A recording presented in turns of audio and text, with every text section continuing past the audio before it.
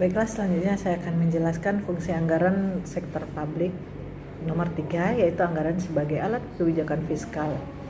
Di mana anggaran sebagai alat kebijakan fiskal pemerintah digunakan untuk menstabilkan perekonomian dan mendorong pertumbuhan ekonomi. Untuk mengetahui arah kebijakan fiskal pemerintah sehingga dapat dilakukan prediksi-prediksi dan estimasi ekonomi.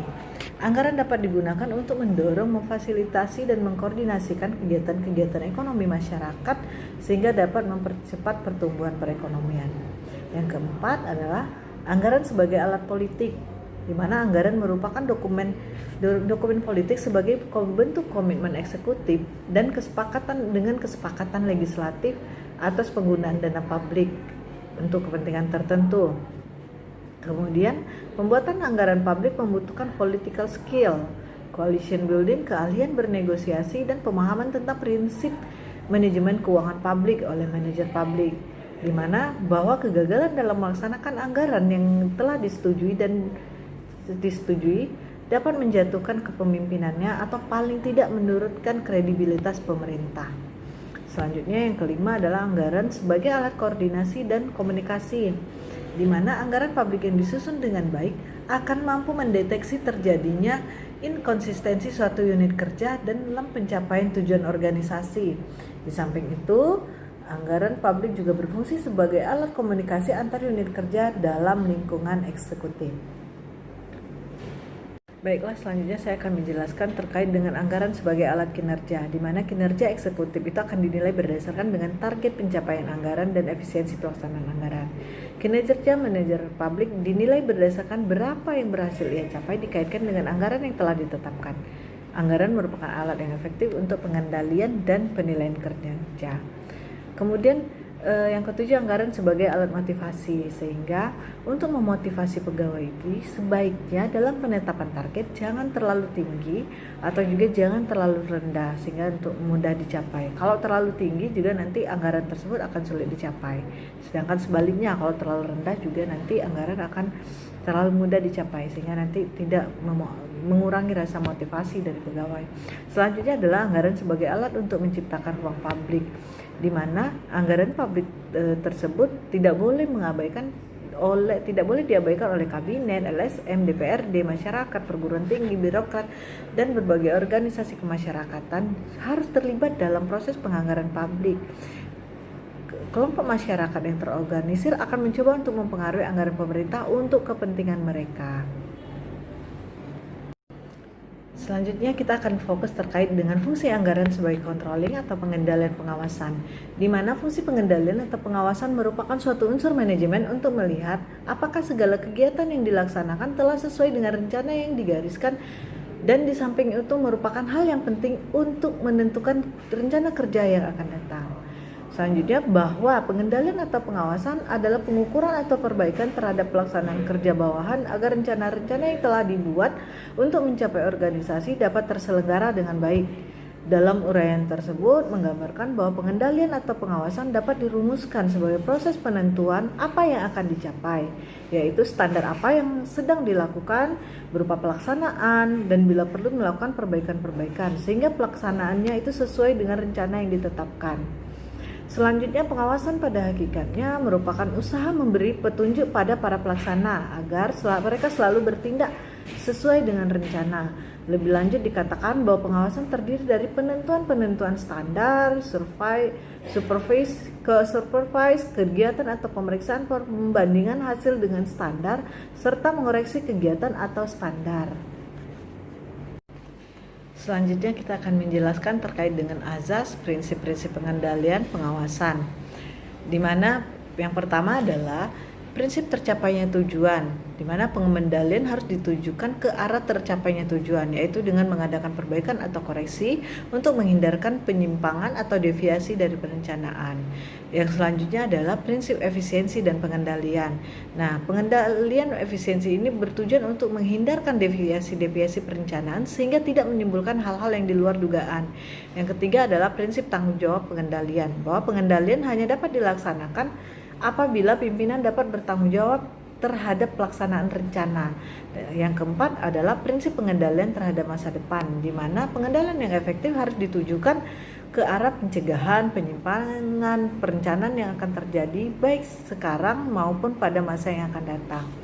Yang selanjutnya adalah prinsip pengendalian langsung, di mana teknik kontrol yang paling efektif adalah mengusahakan adanya bawahan yang berkualitas baik. Nah, selanjutnya prinsip refleksi perencanaan, di mana perencanaan harus disusun dengan baik sehingga dapat mencerminkan karakter dan susunan perencanaan. Selanjutnya kami akan menjelaskan terkait dengan prinsip penyesuaian dengan organisasi, di mana pengendalian itu harus dilakukan sesuai dengan struktur organisasi. Manajer dan bawahannya merupakan sasaran untuk melaksanakan rencana. Yang selanjutnya adalah prinsip pengendalian individual, di mana pengendalian dan teknik pengendalian harus sesuai dengan kebutuhan manajer. Selanjutnya prinsip standar, di mana kontrol yang paling efektif dan efisien memerlukan standar yang tepat sebagai tolak ukur pelaksanaan dan tujuan yang akan dicapai. Kemudian prinsip pengawasan terhadap strategis, bahwa pengendalian yang efektif dan efisien memerlukan perhatian yang ditentukan oleh faktor-faktor strategis. Selanjutnya prinsip perkecualian. Perkecualian ini dapat terjadi pada keadaan-keadaan tertentu karena situasi yang berubah. Selanjutnya adalah prinsip pengendalian fleksibel, bahwa pengendalian harus bersikap luas untuk menghindari kegagalan dalam pelaksanaan. Sedangkan prinsip selanjutnya adalah prinsip peninjauan kembali, di mana di dalam sistem kontrol harus ditinjau berkali-kali agar sistem yang digunakan berguna untuk mencapai tujuan. Dan yang terakhir adalah prinsip tindakan. Pengendalian yang dapat dilakukan apabila ada ukuran-ukuran rencana organisasi, staffing, dan directing. Selanjutnya adalah pengendalian itu dapat dilakukan melalui tahapan-tahapan yang telah ditentukan berdasarkan perencanaan yang telah disusun sebelumnya, di mana tahapan proses pengendalian itu ada 4. Yang pertama itu adalah menentukan standar-standar atau dasar untuk melakukan kontrol. Yang kedua adalah mengukur pelaksanaan kerja. Yang ketiga adalah membandingkan pelaksanaan dengan standar dan menentukan deviasi. Dan yang terakhir, tahapan terakhir adalah melakukan tindakan-tindakan perbaikan jika terdapat penyimpangan atau deviasi agar pelaksanaan dan tujuan sesuai dengan rencana. Baiklah, selanjutnya kami akan menjelaskan terkait dengan dampak pandemi COVID-19 terhadap penganggaran di Kabupaten Indragiri Hulu, di mana dengan adanya kasus COVID-19 ini yang melanda negara kita, bahkan seluruh dunia, tentu saja akan menyulitkan bagi pemerintah pusat, pemerintah provinsi dan kabupaten terkait dengan ketersediaan anggaran, baik di APBN maupun di APBD. Karena APBD itu telah disahkan, namun anggaran untuk mengatasi masalah ini belum tersedia, sementara masalah ini wajib untuk diselesaikan, di mana COVID-19 ini memberikan dampak kepada semua aspek, baik itu sosial maupun ekonomi. Belum lagi ditambah dengan adanya kebijakan PSBB atau pembatasan berskala besar yang diambil oleh pemerintah pusat untuk mengurangi rantai penularan penyebaran COVID-19. Nah, ini akan berdampak pada sektor-sektor lain seperti industri pariwisata, transportasi, manufaktur, keuangan, pelayanan publik, serta sektor lainnya yang menghentikan atau mengurangi aktivitas sementara untuk sampai waktu yang belum bisa ditentukan. Tentunya hal ini akan berdampak sangat besar terhadap perekonomian, baik itu secara makro maupun secara mikro.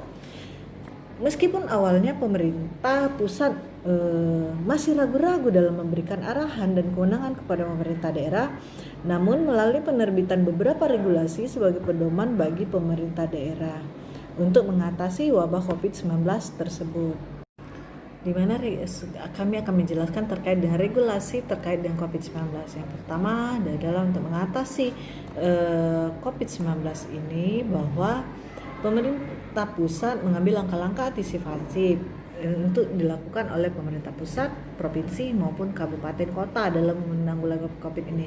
Langkah utama yang dilakukan oleh pemerintah yaitu dengan mengeluarkan peraturan pemerintah pengganti undang-undang atau Perpu nomor 1 tahun 2020 tentang kebijakan keuangan negara dan stabilitas sistem keuangan untuk penanganan pandemi COVID-19 ini, dalam rangka menghadapi ancaman perekonomian nasional dan atau stabilitas sistem keuangan, di mana di dalam kebijakan Perpu tersebut berisi yang pertama adalah kebijakan keuangan negara dan keuangan daerah, yaitu mengatur tentang kebijakan pendapatan dan belanja dan pembiayaan. Yang kedua adalah kebijakan stabilitas sistem keuangan yang meliputi kebijakan untuk penanganan permasalahan lembaga keuangan yang membahayakan perekonomian nasional dan atau stabilitas sistem keuangan negara. Nah, selanjutnya setelah diterbitkan Perpu ini, pemerintah menerbitkan Peraturan Menteri Dalam Negeri Nomor 20 Tahun 2020 tentang percepatan penanganan COVID-19 di lingkungan pemerintah daerah. Tentu saja untuk menghadapi COVID-19 ini, baik pemerintah pusat maupun pemerintah daerah sangat kesulitan, di mana APBN dan APBD telah ditetapkan, sementara belanja untuk mengatasi COVID-19 ini harus ada, sehingga pemerintah pusat juga menerbitkan tentang Instruksi Presiden Republik Indonesia Nomor 4 Tahun 2020 tentang refocusing kegiatan, realokasi anggaran, serta pengadaan barang dan jasa dalam rangka pengadaan COVID-19. Sehingga dengan adanya instruksi presiden tersebut, maka pemerintah dapat melakukan refocusing dan realokasi anggaran. Pemerintah diwajibkan untuk menyediakan anggaran penanganan COVID-19 ini melalui realokasi anggaran. Kemudian terkait dengan itu juga, di dalam realokasi anggaran, pemerintah daerah juga harus patuh terhadap keputusan bersama Menteri Dalam Negeri dan Menteri Keuangan dengan nomor 119/2813/SJ dan 177/KMK.07/2020. Selain dengan yang saya sebutkan tadi, masih banyak lagi aturan-aturan yang ditetapkan oleh pemerintah pusat terkait dengan penanganan COVID-19 ini. Baiklah, selanjutnya kami akan menjelaskan terkait dengan APBD Kabupaten Indragiri Hulu, di mana pemerintah Kabupaten Indragiri Hulu telah mengesahkan peraturan daerah tentang anggaran pendapatan dan belanja daerah tahun anggaran 2010 itu dengan nomor 10 tahun 2019 dan ditetapkan pada tanggal 31 Desember 2019. Dan juga pemerintah Kabupaten Indragiri Hulu telah menerbitkan peraturan Bupati Indragiri Hulu nomor 101 tahun 2019 tanggal 31 Desember 2019 tentang penjabaran anggaran pendapatan dan belanja daerah tahun anggaran 2020. Nah, atas dasar regulasi-regulasi tadi, maka pemerintah daerah juga harus melakukan penyesuaian terhadap regulasi yang telah diterbitkan oleh pemerintah pusat, di mana pemerintah daerah itu juga harus melakukan realokasi anggaran. Selanjutnya kami akan menjelaskan terkait dengan apa saja yang dilakukan oleh pemerintah Kabupaten Indragiri Hulu. Nah, terkait dengan telah diterbitkannya instruksi Menteri Dalam Negeri yang ditujukan kepada gubernur, bupati, wali kota, maka ada 7 poin penting yang harus dilakukan. Yang pertama adalah melakukan refocusing atau perubahan alokasi anggaran untuk meningkatkan kapasitas pelayanan kesehatan, penanganan dampak ekonomi, dan penyediaan jaring pengaman sosial. Kemudian yang kedua, melakukan koordinasi dengan Forkovinda terkait hal-hal yang berhubungan dengan mobilitas masyarakat.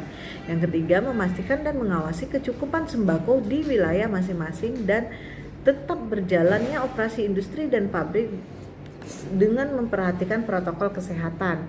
Yang keempat, instruksi Mendagri itu harus sudah dilakukan paling lambat 7 hari sejak dikeluarkan atau paling lambat 9 April 2020. Kemudian yang kelima, apabila pemerintah daerah tidak melaksanakan instruksi Mendagri, maka akan dilakukan rasionalisasi atau pemotongan dana transfer kepada pemerintah daerah bersangkutan. Yang keenam, para pengawas intern pemerintah atau APIP secara berjenjang melakukan pengawasan terhadap pelaksanaan instruksi Mendagri. Yang ketujuh, instruksi Mendagri mulai berlaku pada tanggal dikeluarkan, yaitu 2 April 2020. Nah, berdasarkan aturan-aturan tersebut, pemerintah Kabupaten Indragiri Hulu telah menyediakan anggaran dengan melakukan 2 tahap. Yang pertama adalah menyediakan anggaran sebesar 5,2 miliar pada belanja langsung OPD. Yang kedua, menyediakan anggaran sebesar 85 miliar pada belanja langsung, yaitu tepatnya pada rekening belanja tidak terduga. Baiklah, selanjutnya saya akan menjelaskan terkait dengan tahapan yang dilakukan. Tentu saja dengan adanya COVID-19 ini, pemerintah daerah untuk menyediakan penganggarannya melakukan rasionalisasi pada program kegiatan yang ada pada masing-masing perangkat daerah yang dianggap menjadi tidak prioritas karena adanya COVID ini. Namun, mekanisme penganggaran yang dilakukan pemerintah Kabupaten Indragiri Hulu untuk mengatasinya itu yang pertama perangkat daerah teknis terkait dengan mengusulkan anggaran yang dibutuhkan untuk menangani COVID-19. Tentu saja ini sesuai dengan instruksi Menteri Dalam Negeri nomor 1 tahun 2020. Yang pertama adalah untuk penanganan kesehatan, dampak ekonomi, penyediaan jaring pengaman sosial. Yang kedua adalah pemerintah daerah melakukan penyesuaian pendapatan. Hal ini dilakukan dengan cara menghitung penurunan pendapatan daerah akibat dari dampak COVID-19 ini. Yang ketiga adalah melakukan rasionalisasi terhadap belanja pada masing-masing perangkat daerah yang dianggap tidak prioritas. Nah, tentu saja ini mengacu kepada keputusan bersama Menteri Dalam Negeri bersama dengan Menteri Keuangan nomor 119/2813/SJ dan 177 KMK 07/2020. Nah, selanjutnya adalah melakukan perubahan peraturan kepala daerah tentang penjabaran APBD.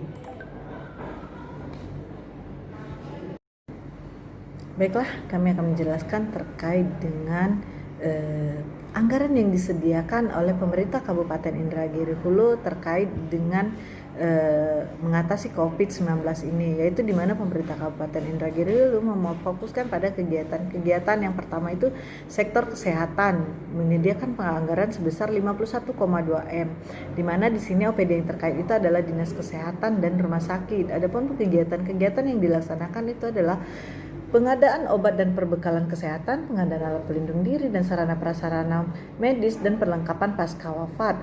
Yang kedua adalah upaya kesehatan masyarakat, di mana di sini adalah peralatan untuk perawatan pasien COVID-19, pengadaan peralatan higienis, dan yang ketiga adalah peralatan untuk penanganan COVID-19. Di sini mungkin ada nantinya belanja-belanja peralatan alat-alat kedokteran yang dibutuhkan. Kemudian adalah pencegahan dan penanggulangan penyakit menular. Yang selanjutnya adalah penyuluhan masyarakat pola hidup sehat. Selanjutnya, anggaran yang disediakan oleh pemerintah Kabupaten Indragiri Hulu terkait dengan sektor penanganan dampak ekonomi itu sebesar 38 miliar, di mana OPD yang terkait itu adalah KPBD, Satpol PP, Dinas Perindustrian dan Perdagangan Pasar, Dinas Perhubungan, Dinas Sosial dan Dinas Tenaga Kerja serta Dinas Ketahanan Pangan, di mana kegiatan yang mereka laksanakan terdiri dari pelayanan dan rehabilitasi kesejahteraan sosial, penanganan masalah-masalah strategis yang menyangkut tanggap cepat dan darurat dan kejadian luar biasa, penyelenggaraan penanggulangan bencana, peningkatan sarana prasarana aparatur, dan pengendalian disiplin pengoperasian angkutan umum di jalan raya atau posko di daerah perbatasan.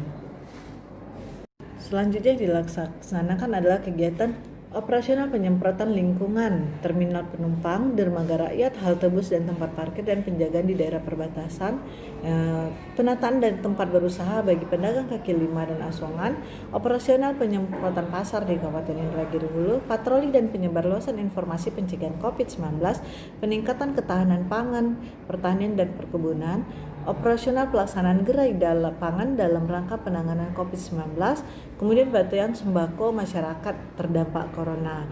Dan yang terakhir adalah sektor jaringan pengaman sosial itu sebesar 1,3 miliar, di mana OPD terkait adalah BPKAD.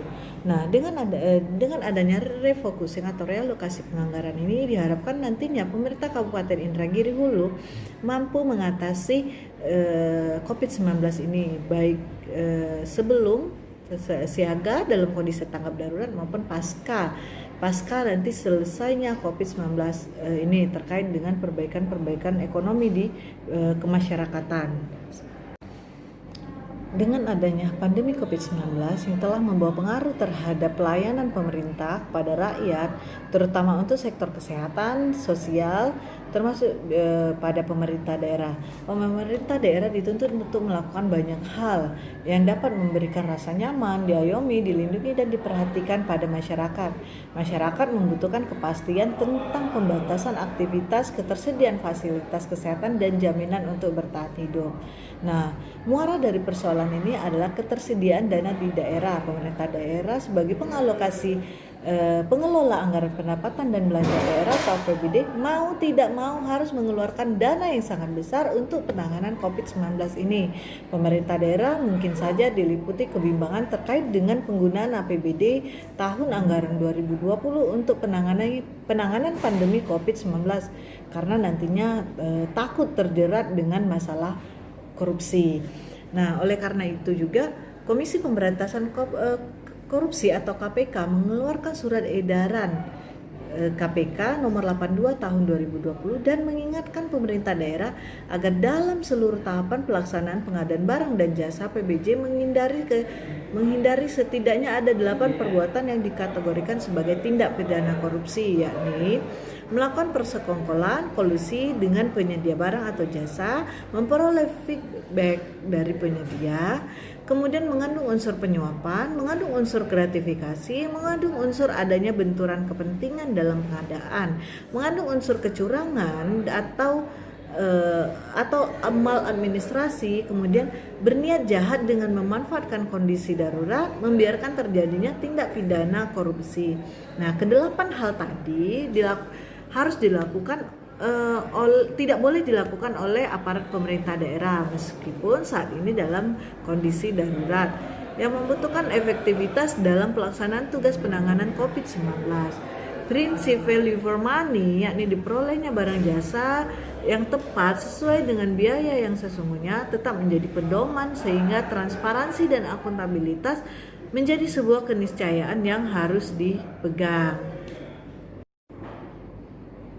Baiklah, selanjutnya kami akan mencoba memberikan sedikit gambaran terkait dengan struktur APBD Kabupaten Indragiri Hulu berdasarkan Perda nomor 10 tahun 2019, di mana di dalam APBD murni yang tadinya ketika disahkan belum ada anggaran terkait dengan COVID-19, di mana pendapatan Kabupaten Indragiri Hulu secara keseluruhan itu terdiri dari 1,3 triliun. Itu terdiri dari pendapatan asli daerah, dana perimbangan, lain-lain PAD yang sah, di mana PAD itu 116 miliar, dana perimbangan 911 miliar, dan kemudian lain-lain PAD yang sah itu sebesar 332 miliar, sehingga total pendapatan Kabupaten Indragiri Hulu pada APBD murni sebesar 1,3 triliun. Kemudian untuk belanja daerah itu sebesar 1,4 triliun, terdiri dari belanja langsung 938. Saya tidak jelaskan secara rinci belanja langsungnya karena untuk mempersingkat waktu, sehingga saya hanya menjelaskan dari belanja langsung tersebut terdapat belanja tidak terduga sebesar 500 juta.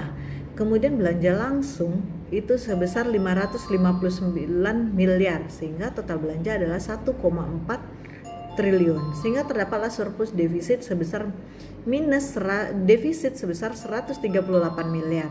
Nah, minus 138 miliar itu ditutupi dengan pembiayaan daerah, di mana silpa tahun berjalan itu sebesar 138 miliar, sehingga dapatlah sisa lebih pembiayaan anggaran tahun berkenaan atau yang disebut dengan silpa itu sebesar 0,0.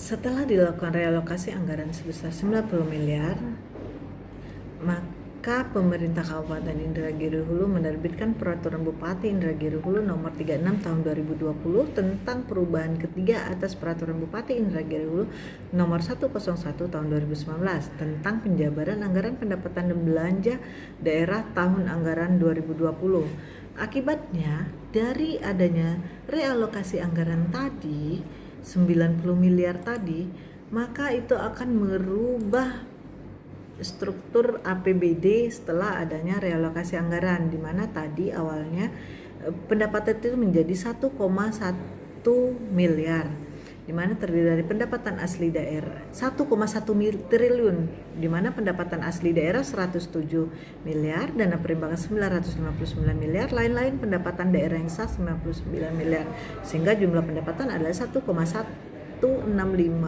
triliun. Sedangkan dengan belanja daerah menjadi 1,3 triliun. Terdiri dari belanja tidak langsung sebesar 998 miliar, belanja tidak terduga 85 miliar, belanja langsung 226 miliar, sehingga total belanja menjadi 1,3 triliun. Sehingga dengan setelah realokasi tadi terdapatlah defisit sebesar 144,2 miliar. Nah, ditutupi dengan pembiayaan daerah atau silpa penerimaan tahun berjalan itu sebesar 144 miliar, sehingga silpa di anggaran tahun berkenan menjadi 0. Baiklah, slide selanjutnya kami akan mencoba menggambarkan terkait dengan APBD Kabupaten Indragiri Hulu dengan Perda nomor 10 tahun 2019, dan kami coba membandingkan dengan APBD Kabupaten Peraturan Bupati Perubahan Penjabaran ketiga nomor 36 tahun 2020 setelah adanya realokasi penganggaran, di mana pendapatan yang awalnya 1,3 triliun, kemudian setelah adanya penghitungan prediksi penyesuaian prediksi pendapatan yang akhirnya berkurang atau turun menjadi sebesar 194 miliar, itu maka menjadi 1,1 triliun atau turun sebesar 14,27, di mana pendapatan asli daerah yang awalnya 116 miliar turun sebesar 9,2 miliar menjadi 107 miliar atau turun 7,91%. Kemudian dana perimbangan yang awalnya 911 miliar itu naik menjadi 959 miliar atau ada kenaikan sebesar 47 miliar. Nah, atau sebesar 5,26. Di sini ada penganggaran dana perimbangan yang sebelumnya belum ada di APBD, tetapi adanya Perpres, maka dilakukan penyesuaian di sini. Kemudian lain-lain pendapatan asli daerah, pendapatan daerah yang sah itu awalnya 332 miliar turun menjadi 99 miliar itu, atau mengalami penurunan sebesar 232,7 miliar atau 70,01%. Ini sangat signifikan sekali penurunannya, sehingga jumlah pendapatan yang awalnya 1,3 triliun mengalami penurunan sebesar 194 miliar atau 14,27% menjadi 1,1 triliun. Nah, kita lihat belanja daerah. Belanja daerah awalnya itu 1,4 triliun turun menjadi 1,3 triliun, artinya mengalami penurunan 187,8 miliar atau penurunan sebesar 12,54%. Nah, penurunan ini juga sebagai akibat dari realokasi penganggaran tadi sesuai dengan surat edaran Menteri Dalam Negeri dan surat edaran atau keputusan bersama Menteri Dalam Negeri dan Menteri Keuangan. Nah, terjadi penurunan pada belanja tidak langsung itu 938 miliar, mengalami kenaikan sebesar 998 miliar atau naik sebesar 59,7 miliar atau 6,36%. Nah, ini kita lihat kenaikannya. Ini ada pada proses belanja tidak terduga. Awalnya pemerintah Kabupaten Indragiri Hulu hanya menganggarkan 500 juta, namun karena adanya realokasi anggaran, adanya penanganan COVID yang diusulkan oleh masing-masing OPD sebesar 85 miliar, maka belanja tidak terduga tadi menjadi 85 miliar atau mengalami kenaikan sebesar 84,5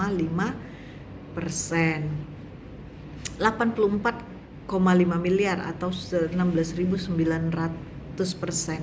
Nah, bagaimana dengan belanja langsung? Belanja langsung itu awalnya sebesar 559 miliar, sesudah mengalami penurunan sebesar 332 miliar atau 59,48% atau menjadi 226,5 miliar, di mana penurunan belanja langsung ini juga karena di komponen belanja langsung ini ada namanya belanja pegawai dan belanja modal yang harus dikurangi sebesar 50%, sehingga kita lihat jumlah pendapatan dari awalnya 1,4 menjadi 1,3 triliun, dari 1,4 triliun menjadi 1,3 triliun. Artinya mengalami penurunan sebesar 187,8 miliar atau 12,54 miliar. Sehingga kita lihat surplus defisitnya, tahun 2000 pada APBD murni sebesar 138 miliar, sedangkan setelah realokasi anggaran menjadi 144 miliar. Artinya terjadi defisit sebesar 6 miliar atau 4,51% ke penurunannya, peningkatan defisit tadi, sehingga itu ditutupi juga sehingga kita lihat pembiayaan daerah dari 138 miliar setelah realokasi menjadi 144, maka pembiayaan daerah dinaikkan 6,2. Tentu saja ini juga sesuai dengan kenaikan ini juga mengikuti dengan aturan-aturan dan mekanisme yang telah berlaku sehingga silpa tahun berkenaan tetap 000. Nah, itulah Bapak Ibu sekalian, ya rekan-rekan sekalian yang dapat kami jelaskan terkait dengan mekanisme penganggaran COVID yang ada di Kabupaten Indragiri Hulu. Nah,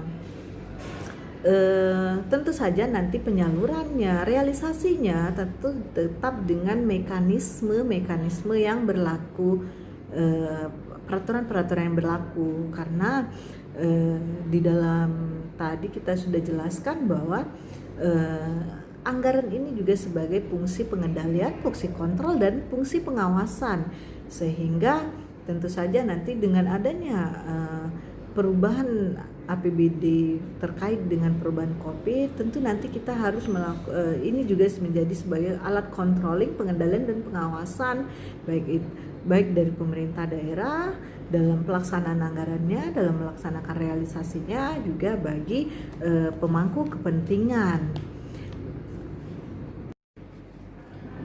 Baiklah, demikianlah presentasi dari kelompok kami terkait dengan fungsi anggaran, pengendalian, dan pengawasan COVID-19 ini. Diharapkan kepada teman-teman semua, jika ada yang ingin bertanya atau memberikan saran atau bahkan kritik, maka kami persilahkan. Sengaja kami ambil presentasi kami terkait dengan Kabupaten Indragiri Hulu. Kebetulan kami bisa memperoleh datanya di mana tempat kami bertugas, hingga nantinya dapat menjadi perbaikan-perbaikan bagi pemerintah Kabupaten Indragiri Hulu ke depannya. Jika ada pertanyaan, kami persilahkan.